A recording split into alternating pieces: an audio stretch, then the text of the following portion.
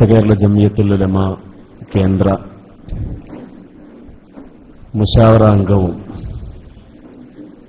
ഈ ജാമിയ ദാറുസ്സലാം അറബിയയുടെ കാര്യദർശിയുമായ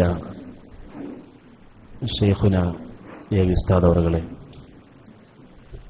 ഒന്നിരായ ഗുരുവര്യർ, നമുക്കെല്ലാവർക്കും വിജ്ഞാനം നുകർന്നു തന്ന ഷെയ്ഖുന ഇ കെ ഉസ്താദ്,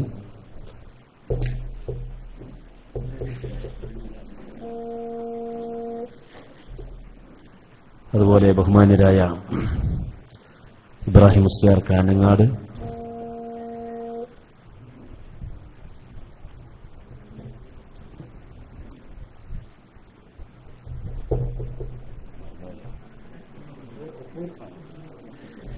ബഹുമാനപ്പെട്ട മുണ്ടക്കുളം അബ്ദുൽ ഗഫൂർ ദാരിമി ഉസ്താദ് അവറുകളെ, അതുപോലെ ഈ മഹത്തായ സംഗമത്തിൽ ഒരുമിച്ച് കൂടിയ നമ്മുടെ ദാരിമിമാരായ സഹോദരന്മാരെ, സുഹൃത്തുക്കളെ, അല്ലാഹു സുബ്ഹാനഹു വ തആല ഈ സംഗമം അവന്റെ പൊരുത്തത്തിലും മഹാനരായ നമ്മുടെ ഷെയ്ഖുനായുടെ ഇഷ്ടത്തിലുമായി നമ്മിൽ നിന്ന് കബൂൽ ചെയ്യുമാറാവട്ടെ. ഇതുപോലെ ഇനിയും ധാരാളം വൈജ്ഞാനിക സംഗമങ്ങൾ, അതുപോലെ വൈജ്ഞാനികമായ ചലനങ്ങൾ, ദാരിമിമാരുടെ തേജസ്സാർന്ന പ്രവർത്തനങ്ങൾ ഇനിയും ഉണ്ടാവാനും സംഗമിക്കാനും നമുക്കെല്ലാവർക്കും അല്ലാഹു തൗഫീഖ് പ്രദാനം ചെയ്യുമാറാവട്ടെ. നമ്മൾ ദാരിമിമാർ ഉറങ്ങിക്കിടക്കേണ്ടവരല്ല. നാം ശരിക്കൊന്ന് ഉണർന്ന് പ്രവർത്തിച്ചാൽ ബഹുമാനപ്പെട്ട മഹാനായ ഷെയ്ഖുനായുടെ അവസാന കാലത്തുള്ള പൊരുത്തം സമ്പാദിച്ച ആളുകൾ എന്ന നിലക്ക് ബഹുമാനപ്പെട്ടവരുടെ ഏറ്റവും ഇഷ്ടപ്പെട്ട സ്ഥാപനത്തിൽ പഠിച്ച് വിജ്ഞാനം നേടിയവർ എന്ന നിലക്ക് നമുക്കൊരുപാട് ഉത്തരവാദിത്തങ്ങളുണ്ട്, ബാധ്യതകളുണ്ട്. ആ ബാധ്യതയുടെ ഭാഗമായിട്ട് ഈ ഒരു സംഗമവും ആവണം എന്ന് നമ്മളെല്ലാവരും മനസ്സിലാക്കുകയാണ്. ഇവിടെ വളരെ ചുരുങ്ങിയ വാക്കുകളിലാണ് ഞാൻ എൻ്റെ വിഷയാവതരണം നടത്തുന്നത്. ദീർഘമായ ഒരു വിഷയാവതരണത്തിന്റെ ആവശ്യമില്ല എന്ന് തോന്നുകയാണ്. ഒന്ന്. രണ്ടാമതായിട്ട്, ഇങ്ങനെ നമ്മുടെ ഈ സ്ഥാപനത്തിൽ ഇവിടെ വെച്ചുകാണ്ടൊരു ഒരു സംസാരം എന്നുള്ളത് പണ്ട് സമാജത്തിലൊക്കെ സംസാരിച്ചിരുന്നല്ലാതെ നിർത്താതെ സമാജത്തിൽ സംസാരിച്ചെന്ന് ഓർമ്മയുണ്ട്. എന്നോട് നിർത്താൻ പറയാതെ ഞാൻ നിർത്തൂല എന്ന് പറഞ്ഞിട്ട് ഒരിക്കൽ പ്രസംഗിച്ചത് എനിക്ക് ഓർമ്മയുണ്ട്. ബെല്ലടിച്ചിട്ടും നിർത്താതെ. പക്ഷേ അന്നത്തെ അവസ്ഥയിലല്ലോ ഇപ്പോൾ ഉള്ളത്. ഇപ്പോ ഒരു സംഗതി പറയുമ്പോൾ ആശങ്കയോടുകൂടി ഉസ്താദുമാരുടെ മുമ്പിൽ എന്തെങ്കിലും പറയുമ്പോൾ അത് എന്താകും എന്നുള്ള ഭയം മനസ്സിൽ വെച്ചുകൊണ്ടാണ് സംസാരിക്കുന്നത്. നല്ലത് പറയാൻ അല്ലാഹു തൗഫീഖ് പ്രദാനം ചെയ്യുമാറാവട്ടെ. സലഫിസം എന്നുള്ള ഈ പ്രയോഗം വഹാബികൾ അവര് അവകാശപ്പെടുന്നൊരു പ്രയോഗമാണ്. ഞങ്ങൾ സലഫ് സാലിഹീങ്ങളായ ആളുകളുടെ പിന്മുറക്കാരാണ് എന്ന അർത്ഥത്തിലാണ് അവരിപ്പോ സലഫികൾ എന്ന് പറഞ്ഞുകൊണ്ടിരിക്കുന്നത്. സലഫിസം യഥാർത്ഥത്തിൽ മുഹമ്മദ് ബിൻ അബ്ദുൽ വഹാബിനാൽ സ്ഥാപിതമായ വഹാബിസം, ആ വഹാബിസം ലോകോത്തരമായിട്ട് അതിനെ അറിയപ്പെട്ടതും അതുപോലെ തന്നെ പ്രമാണങ്ങളിൽ പരിചയപ്പെടുത്തിയതും അൽ വഹാബിയൂൻ, അൽ വഹാബിയത്ത് എന്ന് തന്നെ, വഹാബികൾ അല്ലെങ്കിൽ വഹാബിസം എന്ന പേരിലാണ് അവർ അറിയപ്പെട്ടിട്ടുള്ളത്. പിന്നീട് ഈ വഹാബിസം ഓരോ നാട്ടിലും എത്തുമ്പോൾ അതിന് വ്യത്യസ്തമായ പേരുകൾ സ്വീകരിക്കാം. നമ്മൾ കേരളത്തിനെ സംബന്ധിച്ചിടത്തോളം 1950-കൾക്ക് ശേഷം അവര് മുജാഹിദുകൾ എന്നാണ് പറഞ്ഞു വരാറുള്ളത്. ഇസ്ലാഹികൾ എന്നും പറയാറുണ്ട്. പക്ഷെ ഓരോ പേരവർ സ്വീകരിക്കുമ്പോഴും അത് കുറച്ചു കാലം കഴിയുമ്പോൾ അവർക്ക് തന്നെ അപകടകരമായി മാറുന്ന, അത് അവരെ തന്നെ തിരിഞ്ഞു കുത്തുന്ന ഒരു സാഹചര്യം വരികയാണ്. അപ്പൊ മുജാഹിദ് എന്നുള്ള പേര്, അതിന്റെ അർത്ഥം എന്താണ്? യുദ്ധം നടത്തുന്നവെന്നാണ്. അത് ആഗോള വ്യാപകമായിട്ട് ടെററിസത്തിന്റെ പ്രതീകമായി ഇസ്ലാമിക വിരുദ്ധ ശക്തികൾ നമ്മളെക്കുറിച്ച് പ്രയോഗിക്കുന്ന ഒരു പ്രയോഗമാണ് എന്ന നിലക്ക് മുജാഹിദാണ് ഞാൻ എന്ന് പറയാൻ ഇന്ന് ഒരു മുജാഹിദിന് സാധിക്കുന്നില്ല. അപ്പോഴാണ് അവർ സലഫികളാണ് ഞങ്ങൾ എന്നുള്ള ഒരു രൂപത്തിൽ, സലഫികൾ, ഞങ്ങൾ സലഫികളാണ് എന്ന് വെച്ചാൽ ഞങ്ങൾ സലഫുകളായ സലഫു സാലിഹീങ്ങളായ സഹാബത്ത് താബിഈങ്ങൾ ഇവരുടെ മാർഗത്തെ അനുധാവനം ചെയ്യുന്നവരാണ് എന്നുള്ള ഒരു നാമകരണവുമായിട്ടാണ് അവർ മുന്നോട്ട് വന്നത്. പക്ഷെ ഇപ്പൊ ഏറ്റവും പുതിയ പശ്ചാത്തലത്തിൽ സലഫികളാണ് ഞങ്ങൾ എന്ന് പറയാൻ ഇന്ന് നമ്മുടെ നാട്ടിലുള്ള കേരളത്തിലെ പ്രത്യേകിച്ചും മുജാഹിദുകൾക്ക് പറയാൻ പറ്റാത്ത ഏറ്റവും പ്രതിസന്ധിപൂർണമായ ഒരവസ്ഥയിൽ അവർ എത്തിപ്പെട്ടിരിക്കുകയാണ്. ഞങ്ങൾ സലഫികളാണെന്ന് പറയാൻ പോലും അവർക്ക് സാധിക്കുന്നില്ല. അതിന് കാരണം കേരളത്തിൽ നിന്ന് ഈയിടെയായിട്ട് ഒരു 21 ആളുകളെ പിടിച്ചുകൊണ്ടുപോയി. അവര് തീവ്ര സലഫിസം സ്വീകരിച്ചുകൊണ്ട് അവർ യമനുമായി ബന്ധപ്പെട്ട് തീവ്രമായ സലഫി ആശയഗതിയിലേക്ക് പോയവരാണ് എന്നൊക്കെയുള്ള ആരോപണങ്ങൾ വരികയും അവർ IS-ന്റെ റിക്രൂട്ട്മെന്റിൽ ഉൾപ്പെട്ടവരാണ് എന്നൊക്കെയുള്ള ആരോപണങ്ങൾ വരികയും തസാന അന്യങ്ങൾ ശക്തമായിട്ടുള്ള ഏതികളും നടത്തിക്കൊണ്ടിരിക്കുകയാണ്.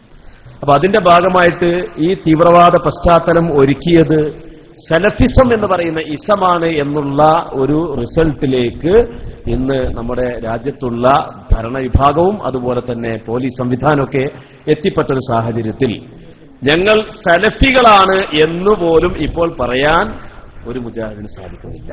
ഇപ്പൊ നമ്മൾ ഉദാഹരണം പറയുകയാണെങ്കിൽ സാധാരണ ഇപ്പൊ നമ്മൾ ഓൺലൈനിലൊക്കെ വാട്സപ്പും ഫേസ്ബുക്കും ഒക്കെ കൈകാര്യം ചെയ്യുന്ന ആളുകൾക്കറിയാം, മുജാഹിദുകളേറ്റ് നമ്മളൊരു ആശയപരമായിട്ട് ഒരു സംവാദമോ ഒരു ചർച്ചയോ നടത്തുകയാണെങ്കിൽ നിങ്ങൾ ഏത് വിഭാഗത്തിൽപ്പെട്ട മുജാഹിദാണ് എന്ന് പറയാൻ അവർക്ക് സാധിക്കുന്നില്ല.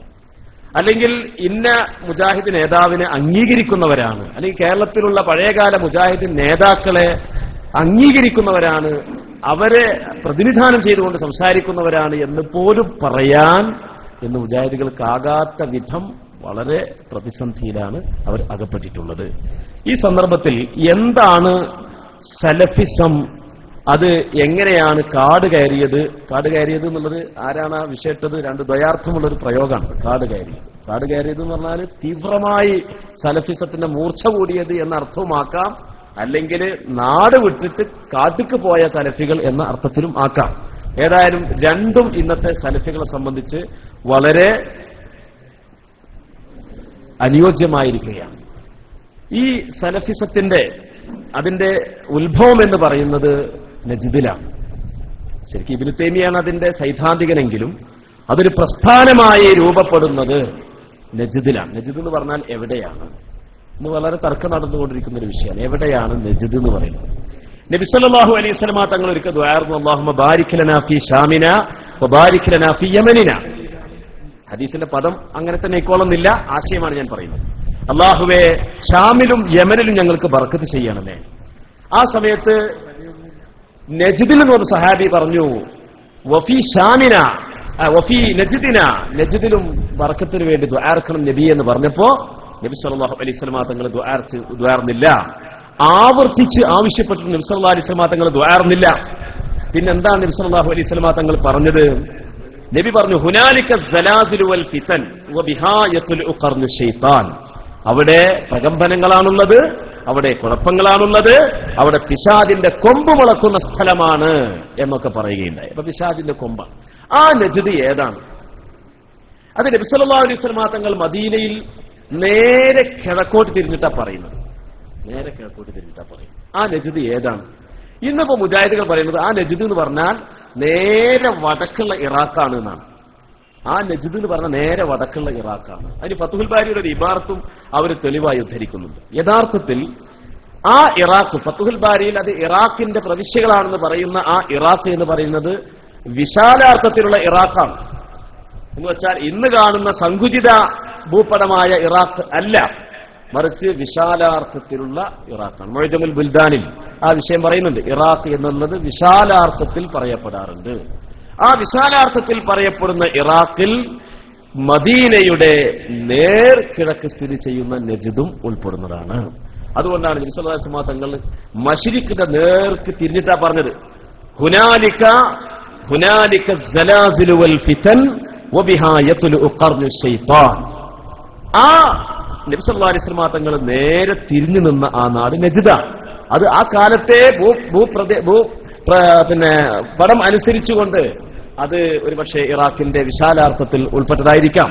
അതുകൊണ്ടായിരിക്കാം മഹാന്മാർ അവരുടെ കിതാബുകളിൽ അത് ഇറാഖിന്റെ ഭാഗമാണ് എന്നൊക്കെ പറഞ്ഞിട്ടുള്ളത് എന്ന് നമ്മൾ മനസ്സിലാക്കണം. അങ്ങനെയുള്ള നജ്ദിലാണ്. ആ നജ്ദിൽ ഹിജ്റ 1100കളുടെ 1111 എന്നും പറയപ്പെടുന്നുണ്ട്, 15 എന്നും പറയപ്പെടുന്നുണ്ട്. അങ്ങനെ 1111 അല്ലെങ്കിൽ 15 ജന്മം കൊള്ളുകയും അവിടെ 1206 മരിച്ചു പോവുകയും ചെയ്ത മുഹമ്മദ് ബിൻ അബ്ദുൽ വഹാബ്. ഈ മുഹമ്മദ് ബിൻ അബ്ദുൽ വഹാബാണ് യഥാർത്ഥത്തിൽ സലഫി പ്രസ്ഥാനം അല്ലെങ്കിൽ വഹാബി പ്രസ്ഥാനം എന്ന് ഈ പറഞ്ഞ ഈ പ്രസ്ഥാനത്തിന് രൂപകൽപ്പന നടത്തിയത്. എന്താണ് മുഹമ്മദ് ബിൻ അബ്ദുൽ വഹാബ് ഇവിടെ നടത്തിയത്? അയാൾ ഇവിടെ കൊണ്ടുവന്നത് എന്തൊക്കെയാണ്? ഇത് നമ്മൾ മനസ്സിലാക്കുമ്പോഴാണ് എങ്ങനെയാണ് സലഫി പ്രസ്ഥാനം കാട് കയറുന്നത് എന്ന് നമുക്ക് അപ്പോഴേ മനസ്സിലാവുള്ളൂ. പെട്ടെന്ന് നമ്മൾ ഇന്ന് കാണുന്ന സമകാലിക ചുറ്റുപാടുകളിലൂടെ ചിന്തിച്ചു നോക്കുമ്പോൾ ചിലപ്പോ മുജാഹിദുകൾക്ക് നമ്മളോട് ചോദിക്കാറുണ്ട്, കേരളത്തിലുള്ള മുജാഹിദുകൾക്ക് എന്താ കുഴപ്പം? അവർ നവോത്ഥാനത്തിന്റെ ആളുകളല്ലേ, വിദ്യാഭ്യാസത്തിന്റെ ആളുകളല്ലേ, അങ്ങനെയുള്ള ആളുകളല്ലേ എന്നൊക്കെ ചോദിക്കാറുണ്ട്.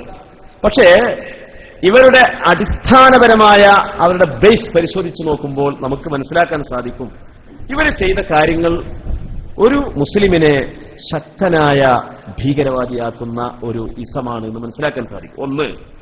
ഒന്നാമതായിട്ട് ഇയാൾ ഇവിടെ ചെയ്തത് സാലിഹീങ്ങളോടുള്ള ഒരു മുസ്ലിമിന്റെ സഹവാസത്തെ അവർ എന്ത് ചെയ്തു? പറിച്ചു മാറ്റി എന്നുള്ളതാണ്. സാലിഹീങ്ങളുള്ള സഹവാസം അത് അഹ്ലുസുന്നത്ത് വൽ ജമാഅയുടെ അടിസ്ഥാന ആശയമാണ്. സാലിഹീങ്ങളോടുള്ള സഹവാസം ഒരുപാട് ഉദാഹരണങ്ങൾ പറയാൻ കഴിയും. നബി സല്ലല്ലാഹു അലൈഹി വസല്ലം തങ്ങൾ പറയുന്ന ഒരു ഹദീസ് സഹീഹുൽ ബുഖാരിയിൽ കാണാം, ബാബു മനിസ്തആന ബിദ്ദുഅഫാഇ വസ്സാലിഹീന ഫിൽ ഹർബി. പ്രതിസന്ധി വേളയിൽ സാലിഹീങ്ങളോട് സഹായം അല്ലെങ്കിൽ സാലിഹീങ്ങളെ കൊണ്ട് സഹായം തേടുന്നവനെ കുറിച്ച് പറയുന്ന അധ്യായം. അതിന്റെ അർത്ഥം ബിദുആഇഹിം വബിബറകതിഹിം എന്നാണ്. സാലിഹീങ്ങളുടെ ദുആ ബറക്കത്ത് കൊണ്ട് സഹായം ചോദിക്കുക. ഇവിടെ 2 ഹദീസാണ് സഹീഹുൽ ബുഖാരിയിൽ കൊണ്ടുവന്നത്. 2 ഹദീസ്. ഒന്ന് ഹൽ തുർസഖൂന എന്ന് പറയുന്ന ഹദീസ്, ഇല്ലാ ബിദുഅഫാഇക്കും എന്ന് പറയുന്ന, ഹൽ തുർസഖൂന വതുൻസറൂന ഇല്ലാ ബിദുഅഫാഇക്കും ഔ കമാ ഖാൽ, അങ്ങനെ പറയുന്ന ഹദീസ്. രണ്ടാമത്തെ ഹദീസ് എന്താണ്? ഒരു കാലഘട്ടം വരും, അന്ന് യുദ്ധമുണ്ടാകും. അപ്പൊ ചോദിക്കപ്പെടും, ഹൽ ഫീക്കും മൻ സഹിബൻ നബിയ സല്ലല്ലാഹു അലൈഹി വസല്ലം, നിങ്ങളെ കൂട്ടത്തിൽ നബിയോട് സഹവസിച്ച സഹാബിമാരുണ്ടോ? ഉണ്ടെന്നാണെങ്കിൽ നഅം എന്നാണ് മറുപടിയെങ്കിൽ അവർക്ക് ഫയുഫ്തഹു ലഹും, അവർക്ക് വിജയമുണ്ടാകും. പിന്നെ യുദ്ധം വരുമ്പോൾ സഹാബത്തിനോട് സഹവസിച്ചവരുണ്ടോ? ഉണ്ടെന്നാണെങ്കിൽ അവർക്ക് വിജയമുണ്ടാകും. പിന്നെ ആ താബിഈങ്ങളോട് സഹവസിച്ച താബിഈങ്ങളുണ്ടോ? ഉണ്ട് എന്നാണ് മറുപടിയെങ്കിൽ അവർക്ക് വിജയമുണ്ടാകും. അപ്പൊ അവർക്ക് വിജയമുണ്ടാകും. അതിന് കാരണം മഹാന്മാരായ സാലിഹീങ്ങളുടെ സാന്നിധ്യവും അവരുടെ ബറക്കത്തും അവരുടെ ദുആയുമാണ് അതിന് കാരണം. അല്ലാതെ ആൾബലമല്ല, ആയുധത്തിന്റെ ശക്തിയല്ല, മറിച്ച് മഹാന്മാരുടെ ബറക്കത്ത് എവിടെയുണ്ടോ അവിടെ മുസ്ലിമീങ്ങൾക്ക് വിജയം ഉണ്ടായിരിക്കും. ഏത് യുദ്ധം പരിശോധിച്ച് നോക്കിയാലും, ബദർ യുദ്ധമാവട്ടെ, ഉഹദ് യുദ്ധമാവട്ടെ, ഖുദ്സ് യുദ്ധമാവട്ടെ, ഇനി കേരളത്തിൽ പഴയകാലത്തുണ്ടായിരുന്ന യുദ്ധങ്ങളാവട്ടെ, ഏത് നമ്മൾ പരിശോധിച്ച് നോക്കിയാലും മഹാന്മാരുടെ സാന്നിധ്യം കൊണ്ടും ബറക്കത്ത് കൊണ്ടുമാണ് അവിടെ വിജയമുണ്ടായിട്ടുണ്ടാകുക. അതിൽ യാതൊരു സംശയവുമില്ല. പക്ഷെ ആ ഒരു ആത്മീയമായ ഇസ്ലാമിന്റെ ബലത്തെ മുറിച്ചു മാറ്റുക എന്നതാണ് ഇവിടെ സലഫുകൾ ചെയ്തത്. അതുകൊണ്ട് തന്നെയാണ് ഇവിടെ ഇന്ന് മുസ്ലിമീങ്ങളെ ഛിദ്രമാക്കാനും മുസ്ലിമീങ്ങളെ രാഷ്ട്രീയ ശക്തിയെ നശിപ്പിക്കാനും ഭരണരംഗത്ത് നിന്ന് മുസ്ലിമീങ്ങളെ ഉന്മൂലനം ചെയ്യാനൊക്കെ അമേരിക്കക്കും ബ്രിട്ടനൊക്കെ എളുപ്പത്തിൽ സാധിക്കുന്നത് എന്തുകൊണ്ടാണ്? പാശ്ചാത്യ ശക്തികൾക്കും റഷ്യക്കൊക്കെ എളുപ്പത്തിൽ സാധിക്കുന്നത് ഈ ഒരു തത്വത്തിൽ നിന്ന് മുസ്ലിം ലോകത്തെ അടർത്തി മാറ്റുന്നതിൽ നല്ലൊരു ശതമാനം വഹാബികൾ വിജയം വരിച്ചു എന്നതാണ്. സലഫികളുടെ വിജയമാണ് അതിന്റെ ഒരു പ്രധാനപ്പെട്ട കാരണം. അപ്പൊ ഇത് പറയുമ്പോൾ നമ്മൾ ആശയപരമായിട്ട് അവർ ചോദിക്കുന്നൊരു ചോദ്യമുണ്ട്. എന്താണ്? അതൊക്കെ ജീവിച്ചിരിപ്പുള്ള ബദരീങ്ങളെ പറ്റി പറഞ്ഞതല്ലേ? ജീവിച്ചിരിപ്പുള്ള ബദരീങ്ങളുടെ ബറക്കത്തല്ലേ പറഞ്ഞത്? മരിച്ചുപോയവർക്ക് എന്ത് ബറക്കത്താണുള്ളത് എന്ന് അവർ ചോദിക്കാറുണ്ട്. അതാണ് ജീവിച്ചിരിപ്പുള്ള ബദരീങ്ങളും മരിച്ചുപോയ ബദരീങ്ങളും എന്നൊരു പുസ്തകം തന്നെ ഉണ്ട്. എന്നാൽ നബി സല്ലല്ലാഹു അലൈഹി വസല്ലം തങ്ങൾ പറഞ്ഞത് എന്താണ്? സഹീഹുൽ ബുഖാരിയിൽ കാണാം, ഇന്ന മിനശ്ശജരി ലമാ ബറകതുഹു കബറകത്തിൽ മുസ്ലിം. മരങ്ങളെ കൂട്ടത്തിലുള്ള ഈന്തപ്പന മരത്തിന്റെ ബറക്കത്ത് എന്ന് പറയുന്നത് മുസ്ലിമിന്റെ ബറക്കത്ത് പോലെയാണ്. ഈന്തപ്പന മരം ഉണങ്ങിയാലും പച്ചയായാലും ഒക്കെ അതിന്റെ ബറക്കത്തുണ്ട്.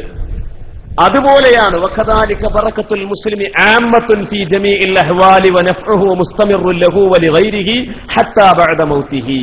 മുസ്ലിമിന്റെ ബറക്കത്തും അതുപോലെയാണ്. അത് ഏത് സന്ദർഭത്തിലും നിലനിൽക്കുന്നതാണ്. അത് തനിക്കും മറ്റുള്ളവർക്കും ഉപകാരപ്പെടുന്നതാണ്. ഹത്താ ബഅദ മൗതിഹി, മരിച്ചാലും ആ ബറക്കത്ത് തനിക്കും മറ്റുള്ളവർക്കും ലഭിക്കും എന്നാണ് ഈ ഹദീസിന്റെ അർത്ഥം എന്ന് ഈ ബുഖാരിയുടെ ഹദീസിനെ വിശദീകരിച്ചുകൊണ്ട് ഫത്ഹുൽ ബാരിയിൽ ഹാഫിൽ ഇബ്നു ഹജർ അൽ അസ്ഖലാനി റളിയല്ലാഹു തആല അൻഹു പറഞ്ഞു. അപ്പൊ ഒന്നാമതായിട്ട് സലഫികൾ ഇവിടെ ചെയ്തത് ഇസ്ലാമിന്റെ ശക്തിയായ, അതിന്റെ ആത്മീയമായ ബലമാകുന്ന സാലിഹീങ്ങളുമായിട്ടുള്ള സമ്പർക്കവും അവരെ കൊണ്ടുള്ള തബറുക്കും മുസ്ലിമീങ്ങളിൽ നിന്ന് അർത്ഥമാറ്റി. ഇതാണ് സലഫി പ്രസ്ഥാനം നടത്തിയ ഏറ്റവും പ്രധാനപ്പെട്ട തത്വം, അഥവാ ഇസ്ലാമിന്റെ ആത്മീയതയെ അവർ വേറെടുത്തു. രണ്ടാമതായിട്ട് അവർ ചെയ്തത് പ്രമാണങ്ങളെ കേവലം അക്ഷരവായനയിൽ ഒതുക്കി എന്നുള്ളതാണ്. എന്താ പറയാ, ഇംഗ്ലീഷിലെന്തോ പറയാറുണ്ടല്ലോ, ലിറ്ററസി. ഇംഗ്ലീഷ് അറിയുന്ന ആളുകൾക്ക് അറിയാം, നമുക്കത് അറിയാത്തതുകൊണ്ട് നമ്മൾ അതിന് ഇംഗ്ലീഷ് പറയുന്നില്ല എന്ന് മാത്രം. പ്രമാണത്തെ കേവലം അക്ഷരവായന ഒതുക്കി. പുസ്തകങ്ങൾ നോക്കിയിട്ട് ഇസ്ലാം പഠിക്കുക എന്നുള്ള രീതിയായി. ഏതെവനും പുസ്തകം നോക്കിയിട്ട് ഇസ്ലാം പഠിക്കാം. ഉദാഹരണം പറയുകയാണെങ്കിൽ, എന്റെ മൊബൈലിൽ ഇന്ന് ഒരു വഹാബി ഒരു ഇബാറത്തിനെ കുറിച്ച് എന്നോട് ചോദിക്കുന്നുണ്ട്. അപ്പൊ അയാൾ ചോദിക്കുന്നത് എന്താന്ന് വെച്ചാൽ, ഇന്നമാ വലിയുക്കുമുല്ലാഹു വറസൂലുഹു വല്ലദീന ആമനു. ഈ ഇന്നമാ വലിയുക്കും എന്ന് പറഞ്ഞ വലിയന്റെ അർത്ഥം സഹായി എന്ന് ഏത് തഫ്സീറിലാണ് പറഞ്ഞിട്ടുള്ളത്? അപ്പൊ ഞാൻ ഒന്ന് രണ്ട് തഫ്സീർ അദ്ദേഹത്തിന് മറുപടിയായിട്ട് ഇന്ന് പോരുമ്പോ വണ്ടിയിൽ ഇരുന്ന് കണ്ട് എഴുതി കൊടുത്തു. അപ്പൊ അദ്ദേഹം അതിന്റെ ആ പേജ് അയച്ചു തരാൻ വേണ്ടി പറയാം. ഈ പറയുന്ന ആള് കേവലം ഒരു സാധാരണക്കാരനാണ്. അവന് ഇമാമിയങ്ങളുടെ ഇബാറത്തിന്റെ മറി അറിയാത്ത ആളാണ്. അതെങ്ങനെ അർത്ഥം വെക്കണം, അതിന്റെ മഫ്ഹൂം എന്താണ്, അതിന്റെ മന്ദൂക്ക് എന്താണ്, അത് എവിടേക്ക് പറഞ്ഞതാണ്, അതിന്റെ മുറാദ് എന്താണ്, ഇതൊന്നും അറിയാത്തൊരു സാധാരണക്കാരനാണ് വലിയ പണ്ഡിതന്മാർ കൈകാര്യം ചെയ്യുന്ന ബൃഹത്തായ ഗ്രന്ഥങ്ങളെ അനാവരണം ചെയ്യുന്നത്. അപ്പോ കേവലം ഹർഫുകൾ കൂട്ടി വായിച്ചിട്ട് എന്തൊക്കെയോ മനസ്സിലാക്കുക എന്ന രീതിയിലേക്ക് ഒരു തലമുറയെ സൃഷ്ടിച്ചെടുത്തു എന്നുള്ളതാണ് സലഫിസം ചെയ്ത ഏറ്റവും വലിയ. അതിന് ഒരുപാട് ഉദാഹരണങ്ങൾ നമുക്ക് പറയാൻ കഴിയും, പക്ഷേ ആ ഉദാഹരണങ്ങളിലേക്കൊന്നും ഞാനിപ്പോൾ പ്രവേശിക്കുന്നില്ല. മൂന്നാമതായിട്ട് പ്രമാണമായ ഖുർആനിനെയും ഹദീസിനെയും, ഇജ്മാഉം ഖിയാസുമിനെ ആദ്യം തന്നെ അവർ തള്ളിയിട്ടുണ്ടല്ലോ. ഖുർആനും ഹദീസ്, അത് തന്നെ സഹീഹായ ഹദീസ്, അത് തന്നെ ബുഖാരിയിലുള്ള ഹദീസ്, അത് തന്നെ അസഹായ ഹദീസ്, അങ്ങനെ പറഞ്ഞു റസൂലുള്ള തന്നെ പ്രമാണമല്ല എന്നുള്ളടത്തേക്കാണ് അവർ പോകുന്നത്. അതെന്തോ ആയിക്കോട്ടെ, പ്രമാണങ്ങളെ മനസ്സിലാക്കാൻ പ്രാമാണികരെ അവലംബിക്കാതെ സ്വയം മനസ്സിലാക്കുവാൻ ശ്രമിക്കുന്നു എന്നുള്ളതാണ് സലഫികൾ ചെയ്ത ഒരു പ്രധാന പ്രശ്നം. അതിന്റെ ഭാഗമായിട്ടാണ് പ്രാർത്ഥന അള്ളാഹുവോട് മാത്രം. കാണാൻ എന്ത് മൊഞ്ചുള്ള മുദ്രാവാക്യ, പ്രാർത്ഥന അള്ളാഹുവോട് മാത്രം. എന്നിട്ട് അവർ ചോദിക്കും നമ്മളോട്, ആദം നബി അലൈഹി സ്വലാം മുതൽക്ക് മുഹമ്മദ് നബി സല്ലല്ലാഹു അലൈഹി വസല്ലം വരേക്കുമുള്ള ഏതെങ്കിലും ഒരു പ്രവാചകൻ അള്ളാഹു അല്ലാത്ത ആരോടെങ്കിലും പ്രാർത്ഥിച്ചിട്ടുണ്ടോ?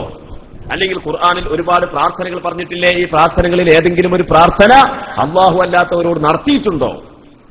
അപ്പൊ കേൾക്കാൻ നല്ല മൊഞ്ചുള്ള, സാധാരണക്കാർ പെട്ടെന്ന് പെട്ടുപോകുന്ന ചിന്താശൂന്യമായ കുറെ ചോദ്യങ്ങൾ. അപ്പൊ ഇതിനൊക്കെ ഈ ചോദ്യങ്ങളിലേക്ക് ഇവർ എത്തിപ്പെട്ടത് പ്രമാണങ്ങളെ അഥവാ ഖുർആനിനെയും ഹദീസിനെയും അവർ മനസ്സിലാക്കുന്നത് പ്രാമാണികരിലൂടെയല്ല. എത്രയോ ഉദാഹരണങ്ങൾ കാണും. ഇപ്പൊ നമ്മൾ സാധാരണ ഇവരേറ്റ് സമ്പർക്കം പുലർത്തുന്ന ഒരാൾ എന്നുള്ള എനിക്ക് ഞാൻ പറയട്ടെ. അപ്പൊ അടുത്ത് ഒരാളേറ്റ് സംസാരിച്ചു. അപ്പോ അയാൾ പറയാണ്, ആലിമുൽ ഗൈബി ഫലാ യുദ്ഹിറു അലാ ഗൈബിഹി അഹദൻ ഇല്ലാ മൻ ഇർതദാ മിർ റസൂൽ. ഗൈബ് അറിയുന്നവനാണ് അല്ലാഹു, അവന്റെ ഗൈബിന്റെ മേൽ ഒരാൾക്കും അവൻ വെളിപ്പെടുത്തൂല, അവൻ പൊരുത്തപ്പെട്ട തൃപ്തിപ്പെട്ട അവന്റെ ദൂതന്മാർക്കൊഴികെ. അപ്പൊ ഔലിയാക്കൾക്ക് ഗൈബ് അറിയില്ല എന്നൊറ്റ വായനയാണ്. മറഞ്ഞ കാര്യങ്ങൾ ഔലിയാക്കൾക്ക് അറിയില്ല, ഈ ആയത്ത് പിടിച്ചിട്ട്. അപ്പൊ ഞാൻ ചോദിച്ചു, സഹോദര, അങ്ങനെയാണെങ്കിൽ വഅല്ലംനാഹു മിൻ ലദുന്നാ ഇൽമാ എന്ന് ഖദർ അലൈഹിസ്സലാം നബിയാണെന്നും വലിയാണെന്നും ബലപ്പെട്ട അഭിപ്രായങ്ങളുണ്ടല്ലോ. വലിയാണ് എന്ന അഭിപ്രായ പ്രകാരം വഅല്ലംനാഹു മിൻ ലദുന്നാ ഇൽമാ, ഈ ആയത്തിനെ നിങ്ങൾ എവിടെ കൊണ്ടുവെക്കും? വഔഹൈനാ ഇലാ ഉമ്മി മൂസ, മൂസാ നബി അലൈഹിസ്സലാമിന്റെ മാതാവിന് നാം വഹി അറിയിച്ചു കൊടുത്തു എന്ന് പറഞ്ഞിട്ട് ഭാവിയിൽ നടക്കാനിരിക്കുന്ന ഒരുപാട് പ്രതിഭാസങ്ങളെ, സംഭവവികാസങ്ങളെ കുറിച്ച് നേരത്തെ വിവരം കൊടുത്തത് ഖുർആൻ പറയുന്നുണ്ടല്ലോ. ഈ ആയത്തിനെ നിങ്ങൾ എവിടെ കൊണ്ടുപോയി വെക്കും? വഅല്ലമ ആദമൽ അസ്മാഅ കുല്ലഹാ, മലക്കുകൾ സുജൂദ് ചെയ്യുന്നതിന് മുമ്പ് തന്നെ ആ സുജൂദിന് കാരണമായിട്ട് ആദം അലൈഹിസ്സലാമിന് അല്ലാഹു സുബ്ഹാനഹു വ തആല ഒരുപാട് ഇൽമ്, ലോകത്തെ സർവ്വ ഇൽമുകളും പഠിപ്പിച്ചു കൊടുത്തു. അതിങ്ങനെ ഭൂമിയിലേക്ക് നബിയായിട്ട് ഇങ്ങനെ പ്രത്യക്ഷപ്പെട്ടൊന്നുമില്ലല്ലോ. ആ ആയത്തിന് നിങ്ങൾ എവിടെ കൊണ്ടുപോയി വെക്കും? എല്ലാ ഉമ്മത്തിലും മുൽഹമീങ്ങളുണ്ട്, അല്ലെങ്കിൽ മുഹദ്ദസീങ്ങളുണ്ട്. എന്റെ ഉമ്മത്തിൽ ഇൽഹാമിന്റെ ഇൽമുള്ള ആളാണ് മഹാനായ സയ്യിദുന ഉമർ ഇബ്നുൽ ഖത്താബ് റളിയല്ലാഹു തആല അൻഹു എന്ന് അറിയിക്കുന്ന ഹദീസ്. ആ ഹദീസിന് നിങ്ങൾ എവിടെ കൊണ്ടുപോയി വെക്കും? അപ്പൊ അതിനൊന്നും മറുപടിയില്ല. അതൊക്കെ പറഞ്ഞാലും എന്നാലും ആലിമുൽ ഗൈബി ഫലാ യുദ്ഹിറു അലാ ഗൈബി, അവിടെ അങ്ങനെ അല്ലേ പറഞ്ഞത്, അവിടെ അങ്ങനെയല്ലേ പറഞ്ഞത്. അതുകൊണ്ട് അതാണ് വിശ്വസിക്കുക. യഥാർത്ഥത്തിൽ കേവലം പുസ്തക വായനയിലൂടെ പ്രമാണത്തെ മനസ്സിലാക്കാൻ പാടില്ല എന്നതിന് വളരെ വ്യക്തമായിട്ട് മഹാനായ ഇമാം നവവി റളിയല്ലാഹു തആല അൻഹു പറയാം. അത് പാടില്ല എന്നുള്ളതിന്റെ ഒരു രേഖ ഞാൻ ഇവിടെ പണ്ഡിതന്മാരായതുകൊണ്ട് ഉദ്ധരിക്കാം. ഖാലു, ഉലമാക്കൾ പറയാണ്, വലാ യഅഖുദുൽ ഇൽമ ഇല്ലാ മിമ്മൻ കമുലത് അഹ്ലിയതുഹു വളഹറത് ദിയാനതുഹു വതഹഖഖത് മഅരിഫതുഹു വസ്തഹറത് സിയാനതുഹു വസിയാദതുഹു. ഇൽമ പഠിക്കേണ്ടത് പൂർണ്ണ അർഹതയുള്ള, വ്യക്തമായ മാതൃകയുള്ള, ഉറപ്പുള്ള അറിവുള്ള ഇങ്ങനെയുള്ള നല്ല ഉസ്താദുമാരിൽ നിന്ന് മാത്രമേ പഠിക്കാൻ പറ്റുകയുള്ളൂ. എന്നിട്ട് പിന്നെ അദ്ദേഹം പറയാം, ബഹുമാനപ്പെട്ടവർ പറയാം, വലാ തഅഖുദിൽ ഇൽമ മിമ്മൻ കാന അഖദഹു ലഹു മിൻ ബുത്തൂനിൽ കുതുബി മിൻ ഗൈരി ഖിറാഅത്തിൻ അലാ ശുയൂഖിൻ ഔ ശൈഖിൻ ഹാദിഖിൻ ഫമൻ ലം യഅഖുദഹു ഇല്ലാ മിനൽ കുതുബി യഖഉ ഫി തസ്ഹീഫി വയക്സുറു മിൻഹുൽ ഗലതു വത്തഹരീഫ്. കേവലം പാരായണത്തിലൂടെ ഇൽമ പഠിക്കുന്നവർക്ക് ധാരാളം അബദ്ധങ്ങൾ സംഭവിക്കാനിടയുണ്ട്. ഈ അബദ്ധങ്ങളാണ് യഥാർത്ഥത്തിൽ സലഫി പ്രസ്ഥാനത്തെ ഇന്ന് ഈ കോലത്തിലാക്കാൻ കാരണം എന്ന് നമുക്ക് മനസ്സിലാക്കാൻ സാധിക്കും. പിന്നെ ഇവര് ഉണ്ടാക്കിയെടുത്ത മറ്റൊരു പ്രധാനപ്പെട്ട സംഗതി എന്താണെന്ന് വെച്ച് കഴിഞ്ഞാല് തക്ഫീറാണ്. പണ്ട് ഖവാരിജുകൾ തുടങ്ങി വെച്ച തക്ഫീർ, മുസ്ലിമീങ്ങളെ കാഫിറാക്കുക. ഇത് ഇവരുടെ സ്ഥിരം പണി. മുസ്ലിമീങ്ങളെ കാഫിറാണ്. എത്രത്തോളം? മുഹമ്മദ് ബിൻ അബ്ദുൽ വഹാബ് അയാളുടെ കശ്ഫ് ശുബ്ഹാത്തിന്റെ 4-ാമത്തെ പേജിൽ പറയുന്നുണ്ട്. ഈ വാർത്ത ഞാൻ ഒക്കെപ്പാടെ വായിക്കുന്നില്ല. അദ്ദേഹം പറയുന്നുണ്ട്, അമ്പിയാക്കളെയും മലക്കുകളെയും സാലിഹീങ്ങളെയും സമീപിക്കുക എന്നതാണ്, ഇതേ കാര്യമാണ് മുശ്രിക്കീങ്ങൾ പഴയ കാലത്ത് ചെയ്തത് എന്നല്ല. നബി സല്ലല്ലാഹു അലൈഹി വസല്ലമ തങ്ങളുടെ കാലത്തുള്ള ആ മുശ്രിക്കീങ്ങളെക്കാൾ കടുത്ത മുശ്രിക്കീങ്ങളാണ് ഇന്നത്തെ മുസ്ലിമീങ്ങൾ. മുഹമ്മദ് ബിൻ അബ്ദുൽ വഹാബ് പറയാം, ഇന്നത്തെ മുസ്ലിമീങ്ങൾ എന്ന് പറഞ്ഞാൽ നജ്ദിലുള്ള മുസ്ലിമീങ്ങൾ മാത്രമല്ല, മദീനയിലുള്ള മുസ്ലിമീങ്ങൾ വരെ അള്ളാഹുവിന്റെ റസൂലിന്റെ റൗദയിൽ ചെന്നുകൊണ്ട് സിയാറത്ത് ചെയ്യുന്ന മുസ്ലിമീങ്ങൾ വരെ അബൂജഹലിനേക്കാൾ കടുത്ത മുശ്രിക്കീങ്ങളാണ് എന്ന് മുഹമ്മദ് ബിൻ അബ്ദുൽ വഹാബ് എഴുതി വെച്ചു. എവിടെ എഴുതി വെച്ചത്? അദ്ദേഹത്തിന്റെ ഉസൂലുൽ ഈമാൻ എന്ന ആ ഗ്രന്ഥത്തിന്റെ ഒരു വരി നമ്മൾ മനസ്സിലാക്കാൻ വേണ്ടി പറയാം. ഉസൂലുൽ ഈമാൻ, അതിൽ അദ്ദേഹം പറയാണ്, ഇന്ന മുശ്രിക്കി സമാനിന. കണ്ടോ, ഉസൂലുൽ ഈമാൻ ഇബ്നു അബ്ദുൽ വഹാബ് പറയാം, ഇന്ന മുശ്രിക്കി സമാനിന അഗ്ലബു ശിർകം മിനൽ അവ്വലീന. ആദ്യകാല മുശ്രിക്കീങ്ങളെക്കാൾ കടുകടുത്ത മുശ്രിക്കീങ്ങളാണ് ഇന്നത്തെ മുശ്രിക്കീങ്ങൾ. ലിഅന്നൽ അവ്വലീന യുശ്രികൂന ഫിർ റഖാൽ വയുഖ്ലിസൂന ഫിശ്ശിദ്ദ. കാരണം ആദ്യകാല മുശ്രിക്കീങ്ങൾ ക്ഷേമഘട്ടത്തിലെ അവർ മുശ്രിക്കീങ്ങളാവാറുള്ളൂ, അതുപോലെ പ്രയാസഘട്ടത്തിൽ അവർ മുഖ്ലിസീങ്ങളുമാണ്. അതേസമയത്ത് ഇന്നത്തെ മുശ്രിക്കീങ്ങൾ എന്ന് പറഞ്ഞാൽ നമുക്ക് പ്രയാസമുള്ള സമയത്ത്, മറ്റൊരു പ്രയാസമുള്ള സമയത്ത് നന്നായിരുന്നു, നമ്മൾ പ്രയാസമുള്ള സമയത്ത് നേരെ മമ്പുറത്തേക്ക് മണ്ടുക എന്ന് പറഞ്ഞാൽ ഓടുക.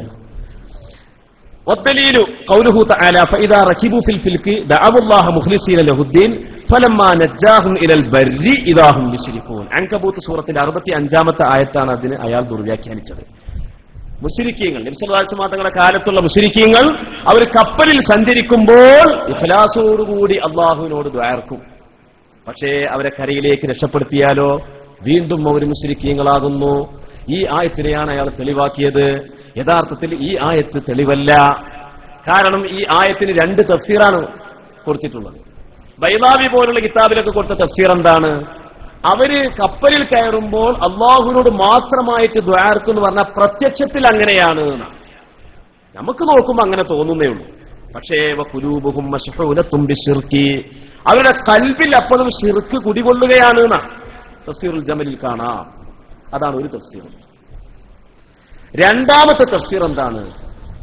രണ്ടാമത്തെ തഫ്സീർ മരണത്തെ മുഖാമുഖം കാണുന്ന ആ പ്രത്യേക ഘട്ടത്തിൽ, തിരമാലകൾ ഇങ്ങനെ കപ്പലിനെ അങ്ങോട്ടും ഇങ്ങോട്ടും ആടി വരച്ചുകൊണ്ടിരിക്കുന്ന ആ ഘട്ടത്തിൽ, ഇനി മരണമല്ലാതെ നമ്മുടെ മുമ്പിൽ ഒന്നുമില്ല എന്നുള്ള ആ ഒരു പ്രത്യേക ഘട്ടത്തിൽ, ആ സന്ദർഭത്തിൽ ഒരു മനുഷ്യൻ അവന്റെ ഫിത്രത്ത് സലീമത്തിലേക്ക് മടങ്ങുന്ന, ഏതൊരു നിരീശ്വരവാദിയാണെങ്കിലും അവനെ നമ്മൾ തീയിലേക്ക് ഇടുന്ന സമയത്ത് പടച്ചോനെ എന്ന് പറയും.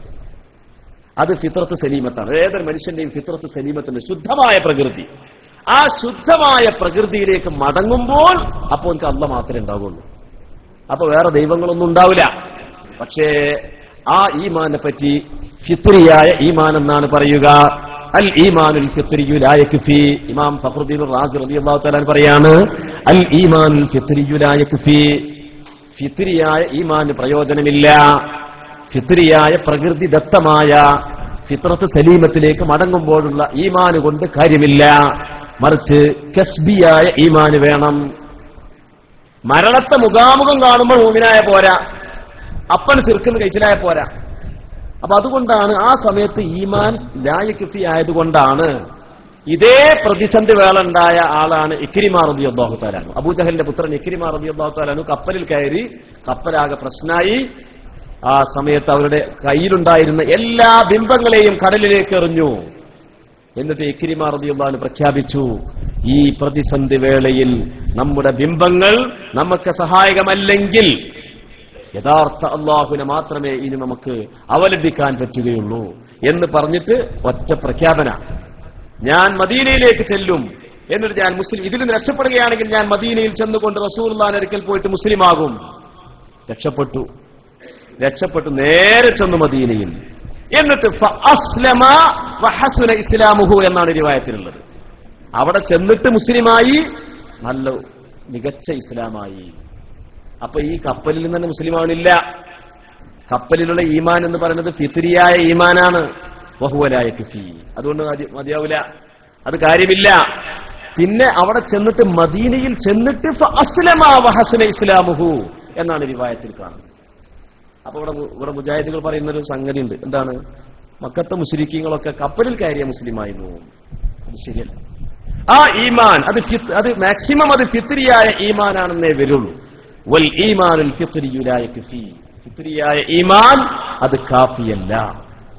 അതേപോലെ തന്നെ അപ്പൊ ഇവര് പറയുന്നത് എന്താ വെച്ചാൽ, അന്നത്തെ മുശ്രിക്കീങ്ങളെക്കാട്ടിലും വലിയ മുശ്രിക്കാണ് ഇപ്പത്തെ മുശ്രിക്ക് എന്നുള്ളത് ഈ ആയത്താണ് ദുർവ്യാഖ്യാനം ചെയ്യുന്നത്. ദുർവ്യാഖ്യാനത്തിന്റെ കൂട്ടത്തിൽ ഒരുപാട് ദുർവ്യാഖ്യാനങ്ങളുണ്ട്. അതിൽപ്പെട്ട ഒരു ദുർവ്യാഖ്യാനം മാത്രം ഞാൻ പറയാം, പഠനാർഹമാക്കാൻ വേണ്ടി പറയാം. എന്താണ്? ഇതേ ഇബ്നു അബ്ദുൽ വഹാബ് തന്നെ അയാളുടെ കശ്ഫ് ശുബ്ഹാത്തിന്റെ 25-ാമത്തെ പേജിൽ പറയുന്ന ഒരു കാര്യമുണ്ട്. അത് നമ്മൾ വളരെ ശ്രദ്ധിക്കേണ്ട ഒരു സംഗതിയാണ്. കശ്ഫ് ശുബ്ഹാത്തിന്റെ 25-ാമത്തെ പേജിൽ അയാൾ പറയാണ്,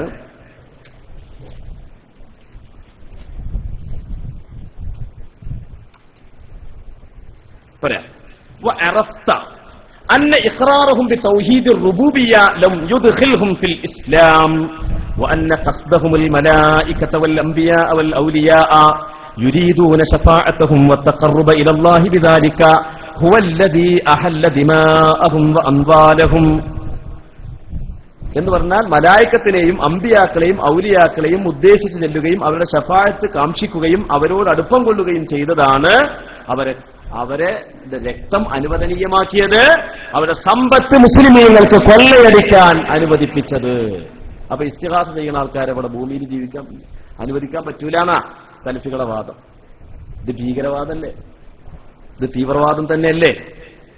എന്നിട്ട് അതിനെ തുടർന്ന് പറയാം, അന്നല്ലദീന കഫറൂ ബിദുആഇൽ ലാത്തി മഅ കൗനിഹി റജുലൻ സാലിഹൻ ലം യജ്അലൂഹു ബിനല്ലാഹ്. ലാത്തണ്ടല്ലോ, ലാത്ത വമനാത്ത സാലിസത്തുൽ ഉഖ്റ എന്ന് ഖുർആൻ പറഞ്ഞ അഫറഅയ്തുമുൽ ലാത്ത വൽ ഉസ്സ വമനാത്ത സാലിസത്തുൽ ഉഖ്റ. അതിൽ പറഞ്ഞ ലാത്തനെ മുശ്രിക്കീങ്ങൾ ആരാധിച്ചിരുന്നു.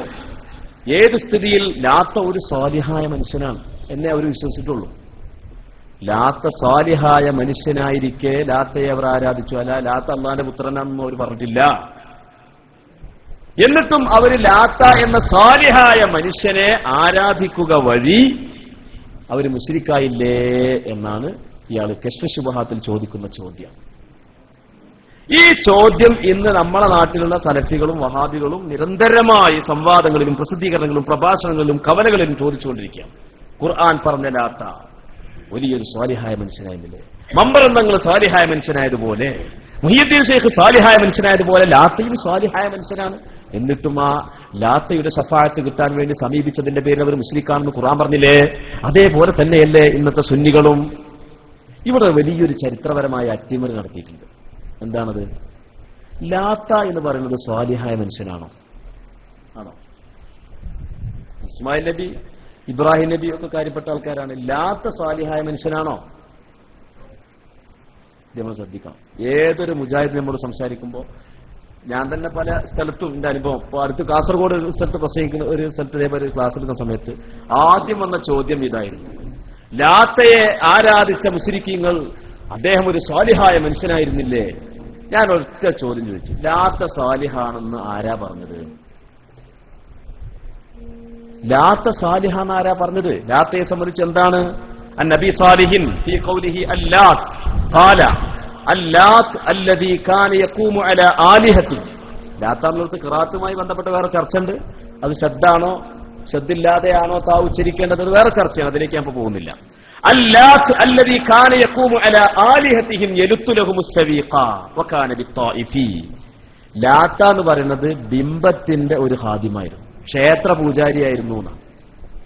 ക്ഷേത്ര പൂജാരിയായ ഒരു മനുഷ്യനെ പറ്റി നമുക്കെങ്ങനെ സ്വാലിഹായ മനുഷ്യൻ എന്ന് പറയാൻ പറ്റുക? സ്വാലിഹ് എന്ന് പറഞ്ഞാൽ ആരാ? ക്ഷേത്ര പൂജാരികൾ സ്വാലിഹാണോ?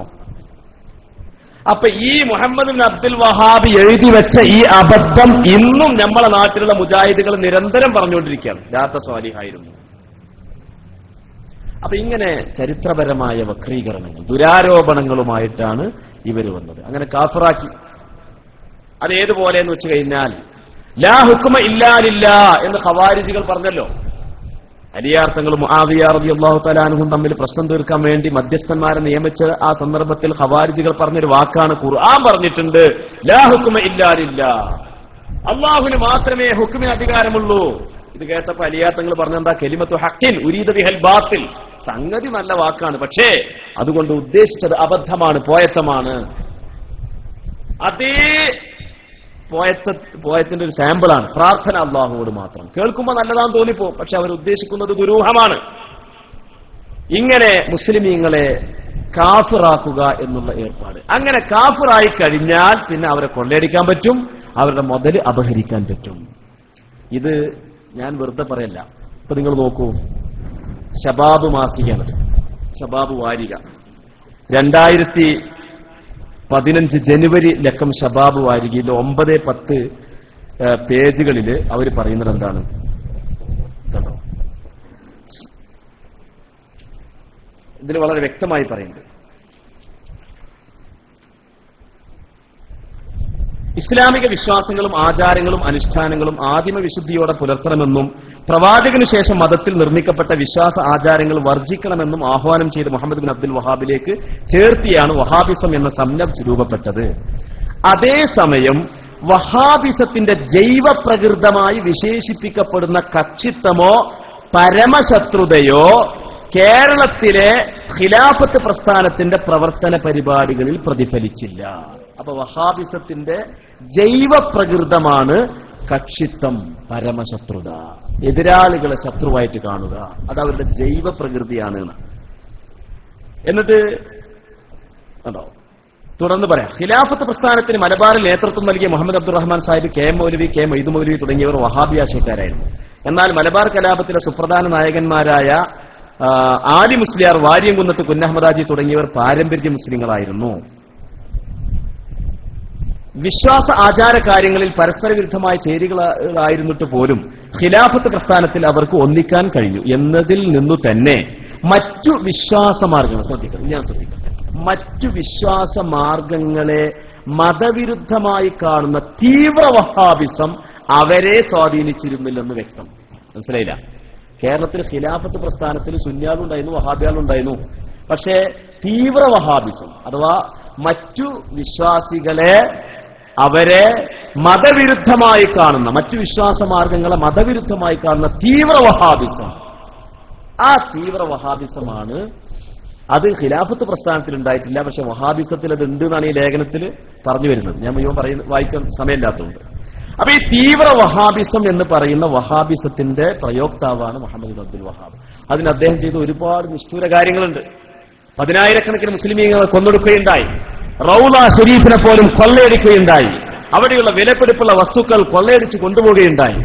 അയാളെ പ്രസിദ്ധനാക്കിയത് എന്താണെന്നറിയും? മുഹമ്മദ് ബിൻ അബ്ദുൽ വഹാബ് എന്ന് പറഞ്ഞൊരു മനുഷ്യൻ ലോകത്ത് പ്രവർത്തിക്കുന്നുണ്ട് എന്നുള്ളത് ലോകത്ത് അറിയപ്പെടുത്തിയ സംഭവം ഏതാന്ന് വെച്ച് കഴിഞ്ഞാല്, മഹാനായ സെയ്ദ് ബിൻ ഖത്താബ് റളിയല്ലാഹു തആല അൻഹു, ഉമർ ബിൻ ഖത്താബ് റളിയല്ലാഹു സഹോദരനായ സെയ്ദ് ബിൻ ഖത്താബ് റളിയല്ലാഹു തആല അൻഹു മുസൈലിമത്ത് കദ്ദാബുമായിട്ടുള്ള യുദ്ധത്തിൽ ഷഹീദായ സഹാബിയാണ്. ആ സഹാബിയെ സെയ്ദ് ബിൻ ഖത്താബ് റളിയല്ലാഹു തആല അൻഹുവിന്റെ ഖബർസ്ഥാൻ, അവിടുത്തെ മഖാമ് ഉള്ളത് നജ്ദിലായിരുന്നു. ആ നജ്ദിലുള്ള ഖബർസ്ഥാന് 100 കണക്കിന് ആളുകളുമായിട്ട് ചെന്നിട്ട് അതിന്റെ മഴ ഉപയോഗിച്ചിട്ട് തച്ചാണ് പൊളിച്ചു എന്നാണ്. അതിനയാൾ പറഞ്ഞ കാരണം എന്താണെന്ന് വെച്ചാല്, നഹാ റസൂലുള്ളാഹി സ്വല്ലല്ലാഹു അലൈഹി വസല്ലം യുബ്ന അൽ ഖുബൂർ, ഖബർ കെട്ടിപ്പടുക്കലിനെ അല്ലാഹുവിന്റെ റസൂൽ വിരോധിച്ചു എന്നാണ്. ഈ ഹദീസാണ് അതിന് തെളിവാക്കുന്നത്. ഖബർ കെട്ടിപ്പടുക്കലിനെ അല്ലാഹുവിന്റെ റസൂൽ വിരോധിച്ചു. യഥാർത്ഥത്തിൽ ഖബർ കെട്ടിപ്പടുക്കലിനെ വിരോധിച്ചു എന്ന് പറയാനതിൻ്റെ ഒരു കാരണമുണ്ട്. അത് മറ്റു മുസ്ലിമീങ്ങളെ സ്ഥലം അപഹരിക്കലുണ്ടായതുകൊണ്ട്, അതാണ് ഇതിന്റെ ഇല്ലത്ത്. അപ്പൊ ആ ഇല്ലത്തുള്ളോടത്തേക്കേ ആ ഹുക്കുമുള്ളൂ. ആ ഇല്ലത്തില്ലാത്ത സ്ഥലത്ത് ആ ഹുക്കുമില്ല. അപ്പൊ റൗള ഷരീഫിൽ ഉമർ ബിൻ ഖത്താബ് റളിയല്ലാഹു അൻഹു ചുമരുണ്ടാക്കിയിട്ടില്ലേ? ഉമർ ബിൻ അബ്ദുൽ അസീസ് റളിയല്ലാഹു തആല അൻഹു ചുമരുണ്ടാക്കിയിട്ടില്ലേ? അതുപോലെ തന്നെ മേൽത്തട്ടുണ്ടാക്കിയിട്ടില്ലേ? അതൊക്കെ മുസ്ലിം ലോകം ഒരാളും എതിർക്കാതെ, സ്വഹാബത്ത് എതിർത്തില്ല, താബിഈങ്ങൾ എതിർത്തില്ല, ഒരാളും എതിർത്തില്ല. കാരണം അവിടെ തളീഖുൻ അലന്നാസ് എന്ന പ്രശ്നം വരുന്നില്ല. അപ്പൊ ആ ഇല്ലത്ത് ഇല്ലാത്തവർക്ക് ആ ഹുക്കുമ് ബാധകം അല്ല. ഏതുപോലെ? ഒരു ഉദാഹരണം പറയാം. അതേ ഇല്ലത്തുള്ള വേറൊരു ഹദീസ്, നഹൻ നബി സല്ലല്ലാഹു അലൈഹി വസല്ലം അൻ യബീഅൽ ഹാദിറു ലിബാദിൻ, മലഞ്ചെരുവിൽ നിന്ന് ചരക്കുമായിട്ട് വരുന്ന ഗ്രാമീണനു വേണ്ടി നഗരവാസിയായ മനുഷ്യൻ കച്ചവടം നടത്തി കൊടുക്കുന്നതിനെ റസൂലുള്ളാഹി വിരോധിച്ചു. എന്താ ഇതിന് കാരണം പറഞ്ഞത്? നഗരവാസി അല്ല, ഗ്രാമീണവാസി ഇവിടെ വന്നുകാണ്ട് അവന്റെ ചരക്ക് പെട്ടെന്ന് വിറ്റ് തീർക്കുമ്പോൾ നമുക്ക് വളരെ ലാഭത്തിന് വാങ്ങാൻ പറ്റും. കാരണം ഓർക്ക് അവന്റെ ചരക്ക് വേഗം വിറ്റ് തീർന്ന് വേഗം പോകേണ്ടി വരും. അപ്പൊ ലാഭത്തിന് നമുക്ക് സാധനം കിട്ടും, ജനങ്ങൾക്ക് ലാഭത്തിന് സാധനം കിട്ടും. അതേസമയത്ത് അവന് വേണ്ടി ഈ നാട്ടുകാരൻ ഒരുപാട് ദിവസങ്ങളായിട്ട് വിറ്റ് തീർക്കാൻ വേണ്ടി ശ്രമിക്കുമ്പോ ആ ലാഭത്തിൽ ജനങ്ങൾക്ക് ചരക്ക് കിട്ടൂല. അത് ജനങ്ങളെ പ്രയാസപ്പെടുത്തലാണ്. അപ്പൊ ജനങ്ങളെ പ്രയാസപ്പെടുത്തലുണ്ടായത് കൊണ്ട് അങ്ങനെയുള്ള കച്ചവടത്തെ റസൂലുള്ളാഹി വിരോധിച്ചു എന്ന് ഹദീസിൽ കാണാം. മുസ്ലിമിലൊക്കെ ഹദീസുണ്ട്. പക്ഷേ ഇവിടെ നമ്മൾ ഇമാമിങ്ങൾ പറഞ്ഞിട്ടുണ്ട്, അതിന്റെ ഇല്ലത്ത് തളീഖുൻ അലന്നാസാണ്, ജനങ്ങളെ പ്രയാസപ്പെടുത്തലാണ്. ജനങ്ങളെ പ്രയാസപ്പെടുത്തലില്ലെങ്കിലോ, ഉദാഹരണം, ഈ കൊണ്ടുവരുന്ന ചരക്ക് ഇവിടെ അങ്ങനെ ആവശ്യമുള്ള സാധനമൊന്നുമല്ല, ഈ നാട്ടുകാർക്ക് ആവശ്യമുള്ള സാധനമല്ല, ഹാദത്ത് ആമല്ലാത്തൊരു സാധനമാണെങ്കിൽ അങ്ങനെ ചെയ്യുന്നതിന് വിരോധമില്ല. കാരണം അവിടെ തളീഖുൻ അലന്നാസില്ല, ഇല്ലത്തില്ല. അപ്പൊ ഇല്ലത്ത് എന്ന കാരണം ഇല്ലാത്തത് കൊണ്ട് ആ ഹുക്കുമിന് പ്രാബല്യമില്ല. എന്നതുപോലെ ഖബർ കെട്ടിയുയർത്തൽ നിഷിദ്ധമാണ് അല്ലെങ്കിൽ കറാഹത്താണെന്ന് പറഞ്ഞ ഇല്ലത്ത് ഇല്ലെങ്കിൽ പിന്നെ ആ നിയമം ഇല്ല. അതിന്റെ അടിസ്ഥാനത്തിൽ റൗള ഷരീഫിൽ എന്തെല്ലാം പരിഷ്കരണങ്ങൾ നടന്നു. ആ റൗള ഷരീഫ് കൊത്തിപ്പൊളിക്കും എന്ന് മുഹമ്മദ് ബിൻ അബ്ദുൽ വഹാബ് പറഞ്ഞിരുന്നു. പക്ഷേ മുസ്ലിം ലോകത്തിന്റെ പ്രതിഷേധം ഭയന്നുകൊണ്ടാണ് അവൻ അത് ചെയ്യാതിരുന്നത്. ഇന്നിപ്പോ നമ്മളെ നാട്ടിൽ സക്കരിയ സലാഹി എല്ലാ സ്ഥലത്തും പോയി പ്രസംഗിച്ചത്, ഇപ്പൊ അയാൾ എവിടെയെന്നുള്ളത് അറിയില്ല. അയാൾ എല്ലാ സ്ഥലത്തും പോയി പ്രസംഗിച്ചത് എന്താണ്? റൗള ഷരീഫും KNM-നെങ്ങാനും അധികാരം കിട്ടുകയാണെങ്കിൽ ആദ്യത്തെ പ്രഖ്യാപനവും നടപടിയും റൗള ഷരീഫിന്റെ പച്ചക്കുബ്ബ തച്ചു തകർക്കലായിരിക്കും.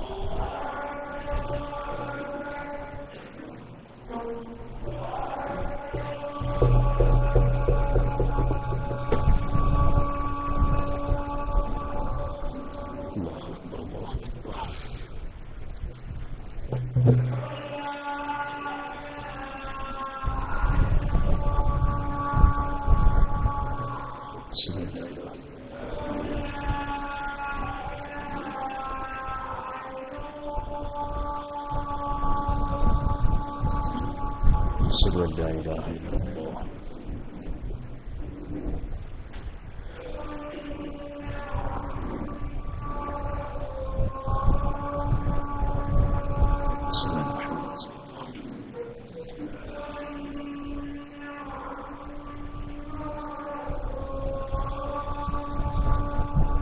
أشهد أن محمدا رسول الله.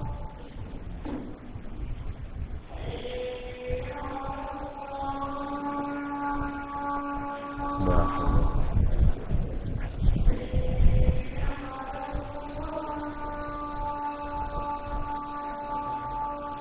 لا حول ولا قوة إلا بالله العلي العظيم.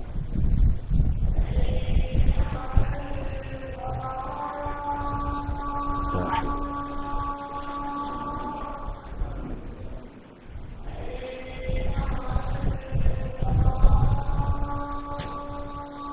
لا حول ولا قوة إلا بالله العلي العظيم.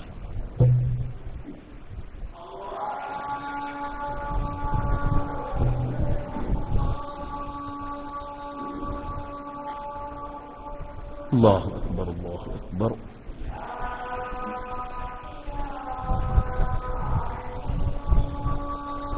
لا إله إلا الله. വളരെ ചുരുക്കി ഇതാക്കാണ് ഇവിടെ വേറെയും പരിപാടികളുണ്ടായതുകൊണ്ട്. അപ്പോ മുജാഹിദിന്റെ ഒരു പുസ്തകമുണ്ട്, അതിൽ പറയുന്നുണ്ട് വിഗ്രഹധ്വംസനം അഥവാ ഖബർ പൊളിക്കൽ. അതിൽ പറയുന്നുണ്ട് എടവണ്ണ പള്ളിയിലെ മക്ബറയിലുള്ള വലിയൊരു കെട്ടിയുയർത്തിയ ഒരു കാര്യപ്പെട്ട ഖബറുണ്ടായിരുന്നു. ആ ഖബർ ജുമാ കഴിഞ്ഞിട്ട് എല്ലാവരും കൂടിയാണ് പോയിട്ട് അങ്ങോട്ട് പൊളിച്ചു എന്നാണ് പറഞ്ഞത്. അതിന് വിഗ്രഹധ്വംസനം എന്നാണ് മുജാഹിദുകൾ അവരുടെ പുസ്തകത്തിൽ എഴുതിയിട്ടുള്ളത്. വിഗ്രഹധ്വംസനം, മഹാന്മാരുടെ ഖബറുകൾ കെട്ടിയുയർത്തുന്നത്. നബി സല്ലല്ലാഹു അലൈഹി വസല്ലമ തങ്ങൾ ഖബർ കെട്ടിയുയർത്തലിനെ വിരോധിച്ചു എന്ന് പറഞ്ഞത് തദീഖുൻ അലന്നാസ് ഉള്ളിടത്തേക്കാണ്. അതേസമയത്ത് ജനങ്ങൾക്ക് ബുദ്ധിമുട്ട് വരാത്ത മഹാന്മാരുടെ ഖബറുകളാണെങ്കിൽ അവർക്ക് ആ നിയമം ബാധകം അല്ല. അതിന്റെ ഏറ്റവും വലിയ തെളിവാണ് റൗദ ഷരീഫ് എന്നുള്ളത്. അതിന്റെ ഏറ്റവും വലിയ തെളിവ് Rawdah Sharif. Umar bin Khattab തങ്ങൾ ബനൽ ജിദാറ, റൗദ ഷരീഫിന് ചുറ്റിലും നബി സല്ലല്ലാഹു അലൈഹി വസല്ലം ആയിഷ ബീവിയുടെ ആ റൂമിന് ചുമര് നിർമ്മിച്ചു. ബിനാ ഹറാമായിരുന്നെങ്കിൽ ഉമർ തങ്ങൾക്ക് അത് ചെയ്യാൻ പറ്റുമോ? ഉമർ ബിൻ അബ്ദുൽ അസീസ് മുതൽക്ക് ഒരുപാട് ഖലീഫമാര് ആ കാര്യങ്ങൾ ചെയ്തിട്ടുണ്ട്. വിശദാംശങ്ങളിലേക്ക് ഞാൻ കടക്കുന്നില്ല, തീർന്നില്ല. സഹീഹുൽ ബുഖാരിയിൽ തന്നെ കാണാം, ഇബ്നു ഉമർ റളിയല്ലാഹു തആല അൻഹു നബി സല്ലല്ലാഹു അലൈഹി വസല്ലം തങ്ങൾ നിസ്കരിച്ചിരുന്ന മസ്ജിദുകളിൽ നിസ്കരിക്കുവാൻ താല്പര്യം കാണിക്കാറുണ്ടായിരുന്നു എന്ന് വിശദീകരിക്കുന്ന നീണ്ട ഒരു ഹദീസുണ്ട്. ആ ഹദീസിൽ ഒരു സ്ഥലത്ത് ഒരു പള്ളിയെ പറ്റി പറയുന്നു. ആ പള്ളി നബി സല്ലല്ലാഹു അലൈഹി വസല്ലം തങ്ങൾ നിസ്കരിച്ചു. ഇൻദഹു, ആ പള്ളിയുടെ അരികിലുണ്ടായിരുന്നു സലാസത്തു ഖുബൂരിൻ, 3 ഖബറുകൾ ഉണ്ടായിരുന്നു. ആ ഖബറിന്റെ മേൽ കല്ലിന്റെ പടവ് ഉണ്ടായിരുന്നു. കല്ലിങ്ങനെ ഒന്നിന് മുകളിൽ ഒന്നായി വെച്ച് പടുത്തുയർത്തിയ കല്ലുകൾ ആ ഖബറിന്റെ മുകളിൽ ഉണ്ടായിരുന്നു. ബിനാ ഉണ്ടായിരുന്നു. ബിനാ മിനൽ ഹിജാറത്തി അൽ അദീമ, വലിയ കല്ലിന്റെ എടുപ്പ് ആ ഖബറുകളുടെ മുകളിൽ ഉണ്ടായിരുന്നു. എന്തേ നബി തങ്ങളത് പൊളിക്കാൻ വേണ്ടി പറഞ്ഞില്ല? അപ്പോ ചില സ്ഥലത്ത് ഖബറുകൾ കെട്ടിയുയർത്തൽ ആവശ്യമായി വരുന്ന സന്ദർഭത്തിൽ, അതിനൊരുപാട് സന്ദർഭങ്ങളുണ്ട്. നിർബന്ധമായ സ്ഥലങ്ങളുണ്ട്, അനുവദനീയമായ സ്ഥലങ്ങളുണ്ട്, അങ്ങനെ പല സ്ഥലങ്ങളുണ്ട്. ആ സ്ഥലങ്ങൾ ഉള്ള സാഹചര്യമാണെങ്കിൽ അവിടെ ഖബറുകൾ കെട്ടിയുയർത്താം. പക്ഷേ ഈ ഇല്ലത്തൊന്നും മനസ്സിലാക്കാതെ ഈ ഹദീസിന്റെ കേവലം അക്ഷരത്തെ, ഹർഫിനെ മാത്രം വായിച്ചിട്ട് അതിന്റെ മുറാദ് എന്താണ്, അതിന്റെ ഇല്ലത്ത് എന്താണ് എന്നൊക്കെ പ്രാമാണികരായ ഇമാമുമാർ വിശദീകരിച്ചതിനെ അവലംബിക്കാതെ ഹദീസിനെ നോക്കിക്കണ്ടു. അതിന്റെ അടിസ്ഥാനത്തിൽ അവർ നടത്തിയ മറ്റൊരു സംഭവമാണ് തബ്ദീഅ്, മുസ്ലിമീങ്ങളെ പുത്തൻവാദികളാക്കുക. ഏതൊരു പുതിയ വിഷയം വന്നാലും, ഒരു പുണ്യകർമ്മം, പുണ്യമുള്ള കർമ്മമാവട്ടെ അല്ലാത്തതാവട്ടെ, അത് റസൂലുള്ളാഹിന്റെ കാലത്ത് ഇല്ല എന്ന് പറഞ്ഞിട്ട് പുണ്യകർമ്മങ്ങൾ നബിയുടെ കാലത്ത് അതിന്റെ ആരും ഇല്ല എന്ന ആരോപണം ഉന്നയിച്ചുകൊണ്ട് മുസ്ലിമീങ്ങളെ പുത്തൻവാദികളാക്കി. നബിദിനാഘോഷമൊക്കെ ഇതിന് ഉദാഹരണമാണ്. ഇനി റബീഉൽ ആസം വരുന്ന സമയത്ത് നമ്മുടെ നാട്ടിൽ നാടാകെ നോട്ടീസായിരിക്കും, നബിദിനാഘോഷം ബിദ്അത്ത് തന്നെ. നബിദിനം ആഘോഷിക്കുന്നവരോട് സ്നേഹപൂർവ്വം ഇങ്ങനെയൊക്കെയാണ് അവരുടെ നോട്ടീസുകൾ ഉണ്ടാവാറുള്ളത്. അതിനവർ പറഞ്ഞ കാരണം എന്താ വെച്ചാൽ, ഒരു പുണ്യം കിട്ടുന്ന ഒരു അമൽ നബിയുടെ കാലത്ത് അതിന്റെ രൂപം ഇല്ല എങ്കിൽ അത് ബിദ്അത്താണ്, ഹറാമാണ്. യഥാർത്ഥത്തിൽ ഇത് ഹദീസിനെതിരാണ്. ഹദീസിൽ എന്താ ഉള്ളത്? ഹദീസിൽ ഒരു കാര്യം ബിദ്അത്താവാൻ 2 നിബന്ധന പറഞ്ഞിട്ടുണ്ട്. മൻ അഹദസ ഫീ അംരിനാ ഹാദാ മാ ലൈസ മിൻഹു ഫഹുവ റദ്ദുൻ, വല്ലവനും നമ്മുടെ ഈ കാര്യത്തിൽ ഒരു പുതുതായ കാര്യം ആരംഭിച്ചാൽ, മാ ലൈസ മിൻഹു, ദീനിന്റെ പ്രമാണങ്ങൾക്ക് വിരുദ്ധമായ ഒരു പുതിയ കാര്യങ്ങൾ ആരംഭിച്ചാൽ ഫഹുവ റദ്ദുൻ, അതാണ് തള്ളപ്പെടേണ്ടത്. അപ്പൊ തള്ളപ്പെടേണ്ടത് എന്ന് പറയുന്നത് രണ്ട് നിബന്ധനകൾ പാലിക്കണം. ഒന്നത് മുഹദസായിരിക്കണം, രണ്ടത് മുഖാലിഫുല്ലിൽ അതില്ല, പ്രമാണങ്ങളോട് വിരുദ്ധമായിരിക്കണം. ഈ രണ്ട് നിബന്ധനകൾ സമ്മേളിക്കുമ്പോൾ മാത്രമേ ഒരു സംഗതി ബിദ്അത്താകുകയുള്ളൂ, അനാചാരമാകുകയുള്ളൂ, പുത്തനാശയമാകുകയുള്ളൂ.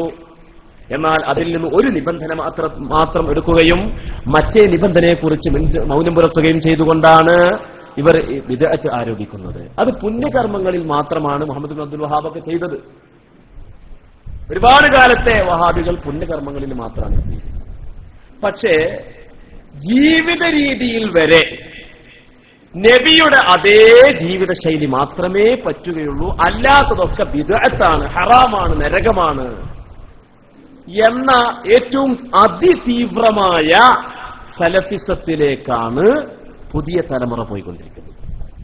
അത് ദമ്മാജ് എന്ന് പറഞ്ഞിട്ട് യമനിൽ കേന്ദ്രീകരിച്ച്, ദമ്മാജ് എന്നൊരു സ്ഥലമുണ്ട് അവിടെ ഒരു മുഖബിൽ വാദഈ എന്ന് പറഞ്ഞിട്ട് ഒരു സലഫി പണ്ഡിതൻ, അയാൾ മരിച്ചുപോയിട്ടുണ്ട്. അയാൾ സ്ഥാപിച്ച ദാറുൽ ഹദീസ് എന്ന ആ ഒരു കോളേജിന്റെ കീഴിൽ പഠിക്കുന്ന ഒരു പുതിയ സലഫി മൂവ്മെന്റ്. ആ മൂവ്മെന്റാണ് തീവ്ര സലഫിസം. അവർ പറയുന്നത് പുണ്യകർമ്മത്തിൽ മാത്രമല്ല, ജീവിതശൈലിയിൽ വരെ നബിയുടേത് മാത്രമേ പറ്റുള്ളൂ. അപ്പോൾ അങ്ങനെയാണെങ്കിൽ നമ്മൾ ഇനി മൊബൈലിൽ സലാം പറയാൻ പറ്റില്ല, മൊബൈലിൽ സംസാരിക്കാൻ പറ്റില്ല. കാരണം റസൂലുള്ളാഹിന്റെ കയ്യിൽ മൊബൈൽ ഉണ്ടായിട്ടില്ല.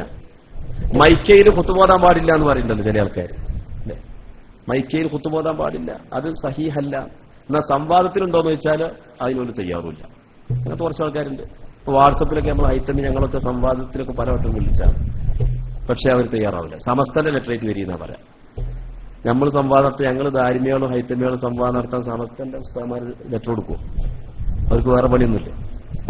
അപ്പോ എന്നതുപോലെ മൈക്കിയിൽ സംസാരിക്കാൻ പറ്റില്ല, കാറിൽ സഞ്ചരിക്കാൻ പറ്റില്ല, വിമാനത്തിൽ പോകാൻ പാടില്ല. കാരണം ഖുർആൻ പറഞ്ഞ എന്താ, അദ്ദിൻ ഫിന്നാസ് ബിൽ ഹജ്ജി യഅതൂക റിജാലൻ വഅലാ കുല്ലി ളാമിരിൻ യഅതൂന മിൻ കുല്ലി ഫജ്ജിൻ അമീഖ് യഅതീന മിൻ കുല്ലി ഫജ്ജിൻ അമീഖ്.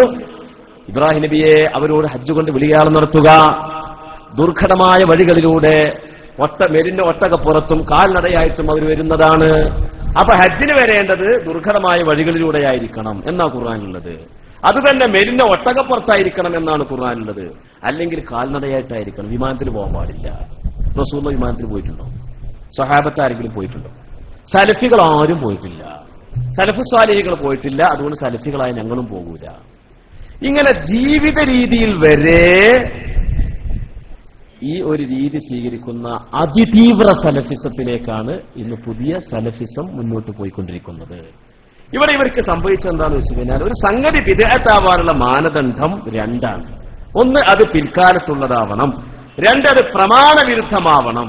ഈ രണ്ട് മാനദണ്ഡത്തെ, നിബന്ധനയെ കുറിച്ച് മനസ്സിലാക്കാത്തതിന്റെ പേരിലാണ് ഇവർ ബിദ്അത്ത് ആരോപണവുമായിട്ട് കടന്നു വന്നത്. എന്നിട്ട് ഇപ്പൊ അതിൽ നിന്ന് രക്ഷപ്പെടാൻ വേണ്ടി ഈ തീവ്ര സലഫിസം എന്ന് പറഞ്ഞാൽ ഈ ബിദ്അത്ത് ആരോപണത്തിന് മൂർച്ച കൂടിയതാണ് എന്ന നമ്മുടെ ഈ വിമർശനത്തിന് മറുപടി പറയാൻ വേണ്ടി ഇവർ പറയുന്നത് അത് തീവ്ര സലഫിസം അല്ല, അത് തീവ്ര ആത്മീയതയാണെന്ന്. തീവ്ര ആത്മീയത അഥവാ തസവുഫ് മൂത്തതാണ്. അല്ല, തസവുഫ് മൂക്കുന്നത് തെറ്റല്ല. ഒരാളിപ്പോ എന്ത് ചെയ്തു, ഈ ദുനിയാവിന്റെ പളപളപ്പിലൊന്നും എനിക്ക് താല്പര്യമില്ല, ഇവിടെ ഈ ഒച്ചപ്പാടിലും ബഹളത്തിലൊന്നും ഞാൻ പങ്കെടുക്കുന്നില്ല, ഞാൻ കാട്ടിൽ പോയിട്ട് ഒറ്റയ്ക്ക് ഇബാദത്ത് ചെയ്യാൻ വേണ്ടി തീരുമാനിച്ചാൽ അത് തീവ്രമായ ആത്മീയതയാണ്. അത് തെറ്റാണോ? അത് തെറ്റല്ല. പക്ഷെ അതല്ല ഇവർ ചെയ്യുന്നത്. ഇവർ ചെയ്യുന്നത് മുസ്ലിമീങ്ങൾ ഇന്ന് അനുവർത്തിക്കുന്ന ഈ ജീവിത രീതി ബിദ്അത്താണെന്നുള്ള ആരോപണം. അത് സലഫിസമാണ്, തീവ്ര സലഫിസമാണ്. അപ്പോൾ ഇവർ പോയത് തീവ്ര സലഫിസത്തിലേക്കാണ്, അതല്ലാതെ തീവ്ര ആത്മീയതയിലേക്കല്ല, തസവുഫിന്റെ ഉന്നത രീതിയിലേക്കല്ല. അതിനൊരുപാട് ഉദാഹരണങ്ങൾ പറയാൻ കഴിയും. ഞാൻ ഒറ്റ ഉദാഹരണം പറഞ്ഞു നിർത്താം. മഹാനായ അബൂദറുൽ ഗിഫാരി റളിയല്ലാഹു തആല അൻഹു എന്താ ചെയ്തിരുന്നത്? സ്വഹാബത്തിനെ ചീത്ത പറയായിരുന്നു. സമ്പാദ്യം ഉണ്ടാക്കുന്ന ആൾക്കാരെ ചീത്ത പറയും. നാളേക്കെങ്കിലും എടുത്താക്കാൻ പാടില്ല, അത് തെറ്റാണ്, എല്ലാം ഇന്ന് തന്നെ ചെലവാക്കണം, നാളേക്ക് സൂക്ഷിക്കാൻ പാടില്ല. അതിന്റെ പേരിൽ ഖലീഫ ബഹുമാനപ്പെട്ടവരെ മദീനയിൽ നിന്ന് പുറത്തു പോകാൻ വേണ്ടി പറഞ്ഞു. അത് അദ്ദേഹത്തിന്റെ ബഹുമാനപ്പെട്ടവരുടെ തീവ്രമായ ആ ദുന്യാവിനെ വെടിഞ്ഞ് ജീവിക്കുന്ന ആ ആത്മീയതയുടെ ഉന്നതഭാവമായിരുന്നു. അത് തെറ്റാന്നൊരു ഇമാമും പറഞ്ഞിട്ടില്ല. പക്ഷെ അത് പ്രായോഗികമാക്കാൻ പറ്റൂല എന്നുള്ളത് മാത്രം, എല്ലാവരും അടിച്ചേൽപ്പിക്കാൻ പറ്റൂല എന്ന് മാത്രം. അതുകൊണ്ടാണ് നാട് വിടാൻ വേണ്ടി പറഞ്ഞത്. അപ്പൊ തീവ്ര ആത്മീയത അത് തെറ്റല്ല. അതല്ല ഇവിടുത്തെ മുജാഹിദുകൾക്ക് സംഭവിച്ചത്. ഇവർ ആടുമേക്കാനും കാട്ടിൽ കയറാനും സാഹചര്യം ഒരുക്കിയത് നാട്ടിലുള്ള പ്രവർത്തനങ്ങൾ ബിദ്അത്താണ് എന്നുള്ള ആരോപണമാണ്. ഈ ബിദ്അത്തല്ലാത്തവരെ ബിദ്അത്താക്കുന്നു, കാഫിറല്ലാത്തവരെ കാഫിറാക്കുന്നു, സാലിഹീങ്ങളോടുള്ള ബന്ധത്തെ മുസ്ലിമീങ്ങളിൽ നിന്ന് അറുത്തുമാറ്റുന്നു. അതുപോലെ തന്നെ പ്രമാണങ്ങളെ കേവലം അക്ഷരവായനയിൽ ഒതുക്കുന്നു, പ്രമാണങ്ങളെ മനസ്സിലാക്കാൻ പ്രാമാണികരെ അവലംബിക്കാതെ സ്വയം വ്യാഖ്യാനിക്കുന്നു. ഇത്തരം പ്രവണതകളാണ് സലഫിസത്തിന്റെ അടിത്തറ. അതാണ് അവരെ പിഴച്ച സലഫിസത്തിലേക്കും തീവ്ര സലഫിസത്തിലേക്കും നയിക്കുന്നത് എന്ന് മാത്രം ഈ സന്ദർഭത്തിൽ സൂചിപ്പിച്ചുകൊണ്ട് വാക്ക് നിർത്തുന്നു. വാഹൃദ അൽഹംദുലില്ലാഹി റബ്ബിൽ ആലമീൻ. അസ്സലാമു അലൈക്കും.